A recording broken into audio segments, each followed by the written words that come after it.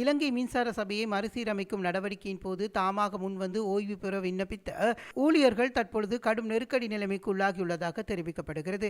இலங்கை மின்சார சபை கலைப்பதற்கான திகதியை பலமுறை ஒத்திவைக்கப்பட்டதன் காரணமாகவே இந்த நெருக்கடியை எதிர்நோக்கியுள்ளதாக அந்த ஊழியர்கள் சுட்டிக்காட்டியுள்ளனர். இலங்கை மின்சார சபையை கலைப்பதற்காக கடந்த ஆண்டு அக்டோபர் மாதம் 27ஆம் தேதி மற்றும் இந்த ஆண்டு ஜனவரி மாதம் 10ஆம் தேதி ஆகிய திகதிகள் முன்னதாக அறிவிக்கப்பட்டிருந்த போதிலும் பல சந்தர்ப்பங்களில் இத்திகதிகள் ஒத்திவைக்கப்பட்டுள்ளன. தற்போது வரை இது தொடர்பான வர்த்தமானி அறிவித்தல் வெளியாகாததால் பிப்ரவரி 1ஆம் தேதிக்குள் நிர்ணயிக்கப்பட்ட இலக்குகள் தவறி போகும் அறிகுறிகள் தென்படுவதாக ஊழியர்கள் கூறுகின்றனர். இதனால் தாமாக முன்வந்து ஓய்வு பெற விண்ணப்பித்த ஊழியர்கள் பாரிய நெருக்கடிக்குள்ளாகியுள்ளதாக தெரிவிக்கும் அவர்கள் இந்த நடவடிக்கைகளை விரைவுபடுத்தி மின்சார சபையை கலைப்பதற்கான திகதியை உடனடியாக அறிவிக்குமாறு வலுசக்தி அமைச்சர் உள்ளிட்ட அரசாங்கத்திடம் கோரிக்கை விடுத்துள்ளனர். தாமாக முன்வந்து ஓய்வு பெற விண்ணப்பித்த ஊழியர்கள் தற்பொழுது நிதி மற்றும் சொத்து ரீதியான பாதிப்புகள், வெளிநாட்டு வேலைவாய்ப்புகளை இழத்தல், அவற்றுக்கான விசா மற்றும் சட்ட ஆவணங்களில் கால முடிவடைதல், வீட்டு வசதி மற்றும் வதிவிட பிரச்சினைகள், உடல் நல பாதிப்புகள் மற்றும் நிறுவன ரீதியான முன்னேற்றம் தடைபட போன்ற சிக்கல்களை எதிர்கொண்டுள்ளன. அத்துடன் நிறுவனத்திற்குள் அவர்கள் மன உளைச்சலுக்கும் புறக்கணிப்புக்கும் உள்ளாகியுள்ளதாக